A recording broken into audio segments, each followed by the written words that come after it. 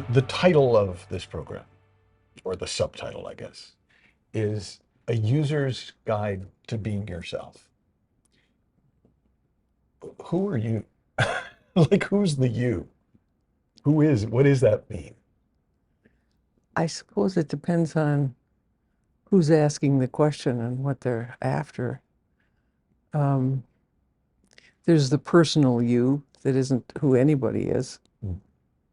And then there's the universal you, which is our description in our book.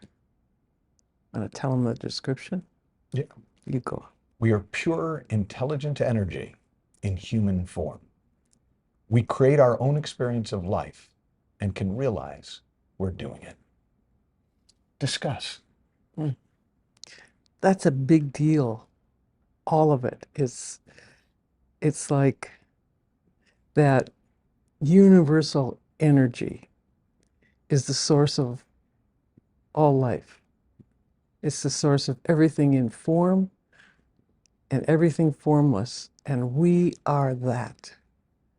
And in our case, the human form, we were given the ability to make up our own life, to create every moment-to-moment experience we'll ever have. And not only that, we can watch ourselves do it. We can be aware that that's what we're doing. That's amazing. Who thought that up? You know, this person that's thinking all this up, they should get a bonus. That is amazing. And that's who you are. You're not who you think you are. You're not who your parents thought you were. You are pure energy, pure intelligent energy in human form that creates its own experience of life and can watch itself do it. That's something. Don't you think? I do. I was once talking in a seminar in New York, and I said to the audience that you are the infinite creative potential of the entire universe. Deal with it. That's And one way to say it. Yeah. my daughter was in the back of the room. She was 15. It's the first time she ever tweeted me. And that's what she tweeted, and then just my dad. But it to me, it's almost too much to take in at first. Like, I can sense it. There are times where I feel that pure possibility Yeah. in me. That energy that is barely being contained by a form. And and then I remember, oh, but so is everybody else, so it's okay. That's a great thing to remember. Yeah. It's like when you tell yourself you're something that's that amazing, it doesn't fit Yeah. until you remember, oh yeah, that's all of life. Yeah. It's not like I'm more or less than anything else. Yeah. That's all of us, not only all of us, all of everything. It's like I have some Native American friends who, when I first started spending time with them, and they would call animals their brothers or sisters, I'd go, isn't that quaint? Mm. That's so sweet. Except it's true. It's true. And I didn't know that then. I just thought that was a really nice cultural thing and Mm. I should think more that way. And then I realized, oh, that's just the truth. Yeah. That's just the truth. Oh, There's a phrase, and I don't know its origin, but it comes to mind a lot when I think about it, which is a kinship with all life. And I like it because that's, we're kin. yeah, We are of the same energy. We are of, yeah. people sometimes say, well, what is this conversation we're having? I call it the transformative conversation, but what is it? And and depending on how it comes out of my mouth that day, this is the perfection of life talking to the perfection of life about the perfection of life. It's God talking to God about God. It's life talking about life to life. It's us reminding ourselves of who we are. Or I love the way Ram Dass said it. We're all just walking each other home. Oh, Not a nice way of putting it. it is. I've never heard that. Yeah. It is indeed. Those moments, at least what we hope for everybody watching this, is those moments that you've had that you might have thought were just, whoa, I wonder what that was. And you may have wished, oh, I got to try to find that again, and try to remember where you were and what was going on so you could replicate it. The joke is that was you experiencing you. It's that simple. That possibility of experience is just simply you with all the noise. Like some of this equipment here, if we make a mistake or we say something stupid we shouldn't say, or the lamp falls on us or something, they can take that out of the whole thing. And what's left is just the stuff we wanted you to know about. That's what you can do with yourself. And you don't even need electricity. You can just be still. Be still. And let everything that isn't you just pass by. And what remains is you. It's not magic, although it can certainly feel like it. You can't try to have that experience. Trying is just noise that's in the way. It's just the intelligence of stillness is experiencing you. Can't be that simple. But what if it is? I love the way Ramana Maharshi, his pointing out instructions were let what comes come, let what goes go, see what remains. And that's what I hear in what you're saying. For me, I can't, it's actually logical. It is. It's like, I can't be anything I experience. I am that which experiences. I can't be anything I think. I am that which thinks. I can't be anything I feel. I am that which feels. Exactly. And there's not something better than that. Well, that took me a long time. Really. Yeah, because I that bit's not logical. Like I can't logic why, but for me it was like, well, okay, so how do I make sure? That's always the danger word. How do I make sure that I never always, and it starts getting really tight. But that's just something else that comes and goes. Yeah. And then as soon as I stop trying to keep it,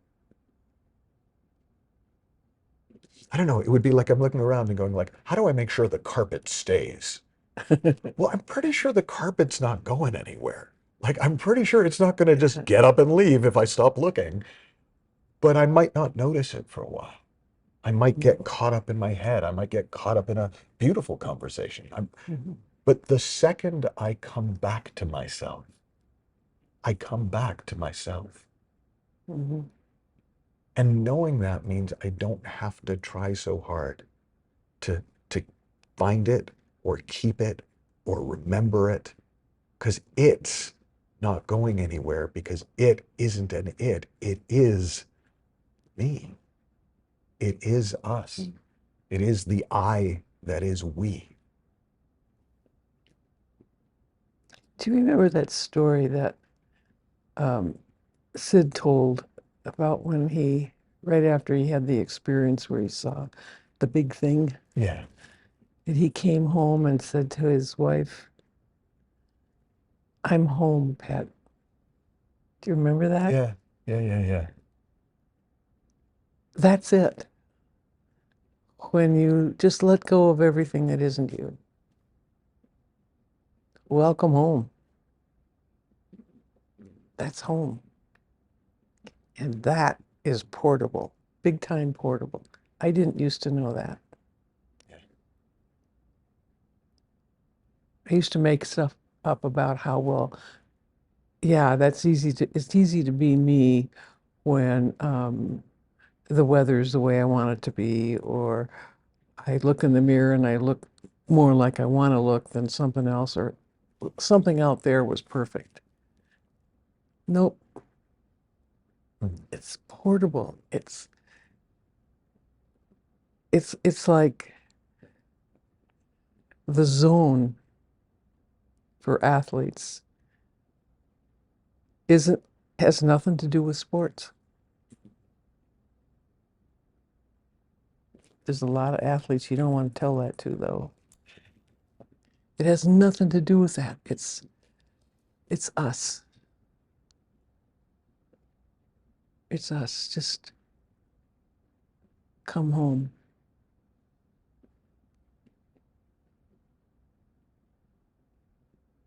The comedian Stephen Wright says, wherever you go, there you are. There you go. And that's just true. That's just how it works. And I think one of the one of the things that fascinates me still is how much time I've spent and how much effort I've put into trying to be myself. Yeah. And when I'm doing it, it seems really important because if we are the intelligent energy of life, oh my God, nothing could be more important. Like, I need to devote my life to Yeah. getting this right. And then, every now and again, it becomes obvious to me that I could no more not be myself than I could become a tree on demand. That's right. And so for me, that puzzled me for a while because I was like, well, if I can't not be myself, then why is being myself so important? Like if I always am. And for me, there's something that happens when I notice I'm being myself, that I am what I am. It's almost like the noticing amplifies it, which is, I guess, what noticing does. Whatever you notice, Yeah. whatever you pay attention to, Yeah. expands. It It gets comes center to life. stage. Yeah. And there's something about presencing presence, about being present to this, that it gets it shines more. It gets brighter. I wonder sometimes if I just use the wrong word about being ourselves. Like being in some way s- suggests you have to do something, Yeah. right? Like be what else? What else? Stop being this and Yeah. be yourself. Yeah. But it's more like just shh. Yeah. There's nothing to do. Yeah. There's just nothing to do. Any baby knows that. This is not like this is some strange sort of thing we're asking you to add to your toolbox. Every baby is just being. Is there another word? Well, the funny thing is, I don't think there's another word. but being is not doing. And Yeah. I certainly will raise my hand and go, yeah, I I really try to do being, right? I want to be better. I want to be taller. I want to Yeah. be funnier. I want to be, and and yet being is the opposite of doing. Like anything you do to try to be is doomed because you are. And so I don't know. I would love it if there was language that was less mishearable, Yeah. but but it is the accurate word. Yeah. I just don't know another one, so it must be. Yeah. But it is like it's all taken care of. It's you don't have to get adept at being yourself. You just are. In a way, I wonder if it's almost subtractive. Like it's when you stop trying to do Mm. you, Yeah, what's left is you. that's right. It's just hard to notice when you're spending all your energy trying to be yourself, right? Am I being myself? I Yeah, think I'm being myself. No, I'm definitely being, no, I'm not sure if I'm being myself. It's like, it's exhausting. I can tell you it from is. firsthand Yes, experience. so can I. And then I forget to try. Yeah, yeah. It's like taking a walk with my grandchildren when they were little. I was too busy. I was too busy as a mom to just be. I was doing all the time. I had no idea you could be a mom by just being. No idea.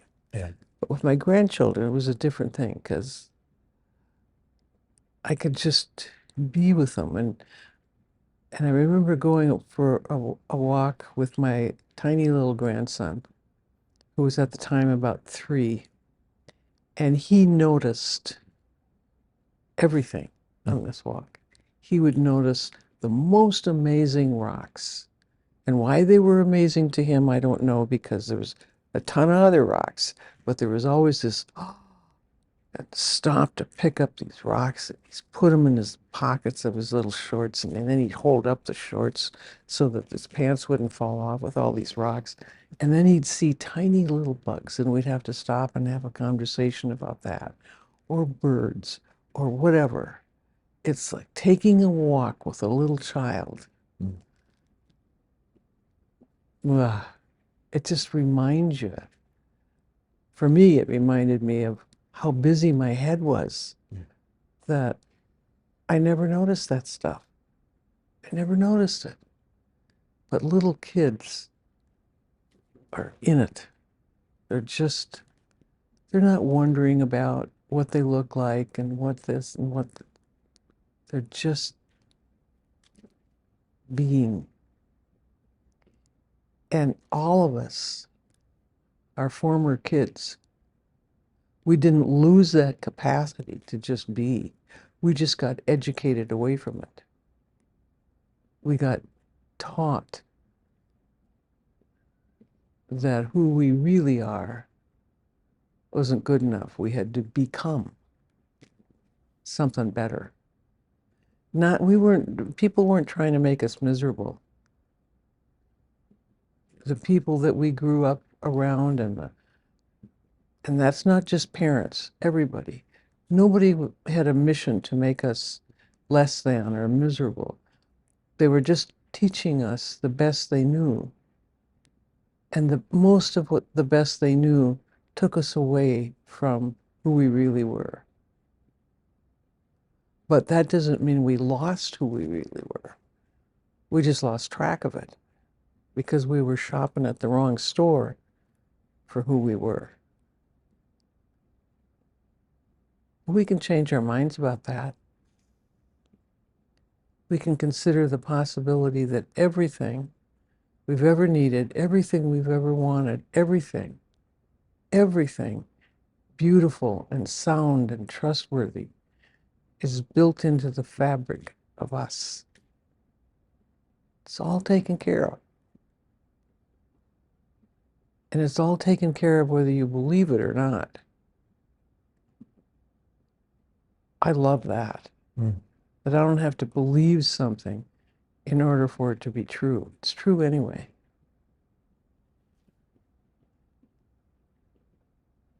Cool.